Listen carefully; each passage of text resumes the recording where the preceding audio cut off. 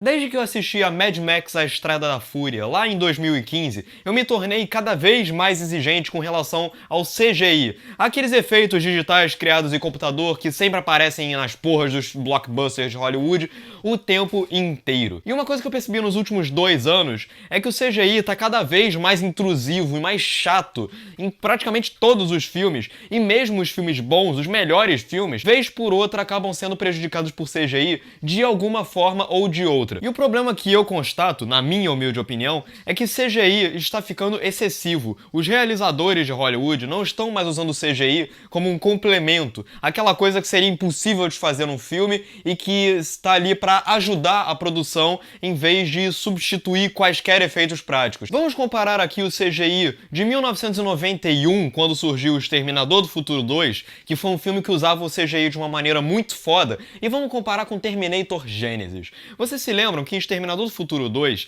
tem várias cenas com CGI, ó, evidentemente, mas o filme sabia muito bem a hora de pausar o CGI e usar efeitos práticos, colocar um helicóptero de verdade tendo que subir e descer e passar por baixo da ponte, e toda a física da sequência de ação ainda funcionava. Já o Terminator Genesis é um filme que tem muito CGI, mas muito CGI, mas muito CGI. Tem ônibus capotando em CGI, tem uma caralhada de robô em CGI, tem tudo em CGI. E chegou no ponto de que a física tá completamente cagada no filme do Terminator Genesis. Vamos comparar aqui com outro filme do início da década de 90. Jurassic Park, de 1993, do Steven Spielberg. Vocês todos sabem. Era um filme que, obviamente, trazia toda aquela questão da computação gráfica para criar os dinossauros. A computação gráfica estava sendo usada no Jurassic Park de uma maneira nunca antes vista. Mas, ainda assim, existiam dinossauros mecânicos, criados através de animatrônicos. A boca, a cabeça do dinossauro, quando vista de perto, num plano mais fechado, ela era feita à mão. E isso é uma coisa que em Jurassic World, por exemplo, se perdeu completamente. Todos os dinossauros são completamente CGI, e é um CGI que você percebe. Eu acho que é uma tecnologia que ainda não chegou no ponto de substituir completamente a realidade sem que a gente perceba. São bem pontuais os casos onde isso acontece. O Logan, por exemplo, tem uma cena muito foda de CGI no meio da perseguição, que o rosto de um dublê é substituído por uma maquiagem digital que deixa esse dublê mais parecido com o Hugh Jackman. E eu nem percebi isso. E isso é um ótimo exemplo de como aplicar o CGI, como complemento. Um outro exemplo aqui que a gente pode citar de um CGI bom e ruim: Matrix. Todos aqui se lembram do primeiro Matrix. Era um filme que sabia usar o CGI de uma maneira muito eficiente, mas ainda assim, o CGI do Matrix não era o que realmente chamava atenção naquele filme e era usado de forma pontual. Agora, no Matrix Reloaded e no Matrix Revolutions também, existem cenas onde os personagens são completamente substituídos por bonecos digitais, e isso dá origem a sequências que são regurgitáveis de tão artificiais. Quem não se lembra daquela cena do Neo lutando contra uma caralhada de agentes Smith no Matrix 2, que parece massinha, parece chiclete mastigado e cuspido. É muito bizarro. E aí, quando a gente pega esses bonecões digitais lutando e compara com o que fizeram no primeiro Matrix, de pegar todo o elenco e botar eles pra treinar artes marciais, você percebe que a coisa ficou mais artificial e, com isso, mais problemática. E esse é o problema. Os realizadores de Hollywood usam CGI onde não precisa. Eu acho, cada vez mais, que criar criaturas digitais e fantasiosas através de CGI é um pouco mais fácil do que você criar uma criatura que você sabe que existe. Por exemplo, já chegou num ponto onde os realizadores de Hollywood têm tanta preguiça de usar seres vivos de verdade que no último filme do Quarteto Fantástico existe uma porra de uma cena de um chimpanzé digital que é asquerosamente horrorosa.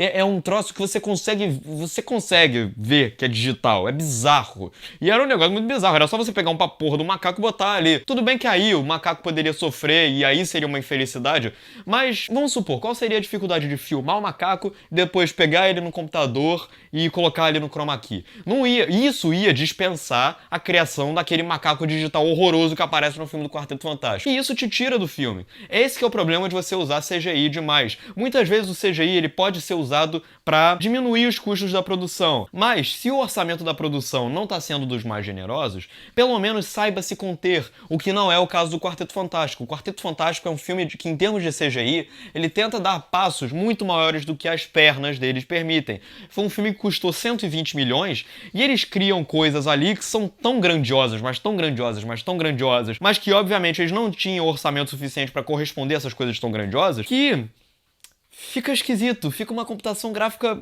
fake no Quarteto Fantástico 2015. Um exemplo disso é o final, o clímax do filme, que é todo aquele CGI tosco que você percebe. Outros exemplos de efeitos práticos que funcionam quando sobrepostos à computação gráfica. A série Star Wars. Vamos pegar os filmes clássicos, os episódios 4, 5, 6 e os novos filmes, o episódio 7 e o Rogue One, que são filmes que apostam mais nos efeitos práticos. Agora vamos pegar esses 5 filmes e comparar, por exemplo, com a trilogia 1, 2 e 3, que é uma trilogia que abusava de uma computação gráfica bizonha. O episódio 1, 2 e 3, eles são filmes que já estão datados, e essa que é a vantagem de você usar efeitos práticos. Os filmes com efeitos práticos, eles tendem a envelhecer, ficar datados, com mais dificuldade, eles resistem mais ao teste do tempo, o que não é o caso da trilogia 1, 2 e 3, que são filmes que usam efeitos digitais onde não precisa, para criar soldados que são vistos no campo sozinhos, é horrível. Para finalizar, uma tendência que vem surgindo nos últimos anos é a do rejuvenescimento digital. E uma coisa que eu já pude constatar é que o rejuvenescimento digital, assim como o CGI de um modo geral, seja em qualquer área, ela é uma coisa muito subjetiva. Eu já percebi que existem vários exemplos de personagens rejuvenescidos digitalmente que funcionam na opinião de uma pessoa e não funcionam na opinião de outra. Eu vi muita gente falando que o Tarkin no Rogue One tava bacana.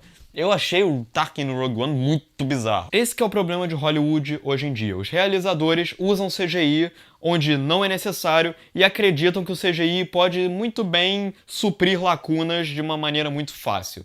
Os realizadores de Hollywood muitas vezes usam CGI achando que já tá na hora, que o CGI já é capaz de substituir a realidade milimetricamente, com todos os detalhes perfeitinhos, mas ainda não é o caso. A tecnologia ainda não chegou nesse ponto. Com isso eu me despeço. Comente aqui nos comentários. Você já tá um pouquinho de saco cheio de CGI? Você sente falta de um pouco mais de praticidade, de fisicalidade nas produções de Hollywood? Então curta, comente, compartilhe, acesse os parceiros. É isso, um grande abraço e valeu! Não, vou fazer, vem cá, Guedes, vem cá. Você tá pronto, cara? Você tá pronto? Eu vou encarar o touro mecânico. Mário. Mário. Só o Mário tomou um chifre. Porra, por isso é o Mário ali, de 4. Maravilha. Vai lá. Então, alguém se... Então, bora fazer um curto, hein? Vai lá. O que eu tenho que fazer ali? Tá. Peraí, cadê o negócio? Aqui, tá bom. Já deu. Não vai. Olha a câmera minha, porra. Vários ângulos agora. Guedes, dá uma aula pra câmera. Cara, pelo amor de Deus, segura isso daqui. Não deixa cair. Coloca aqui. Ó, assim, segura a corda. Guedes.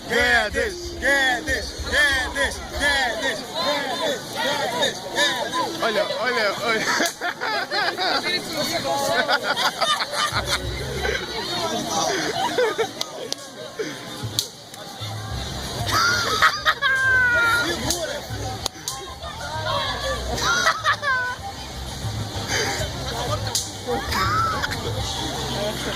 Boa, moleque! Segura!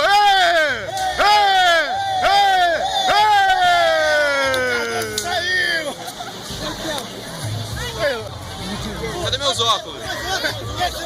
Mais um!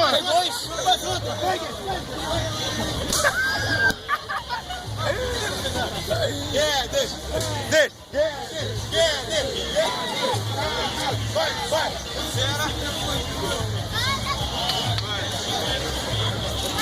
Segura forte! Segura!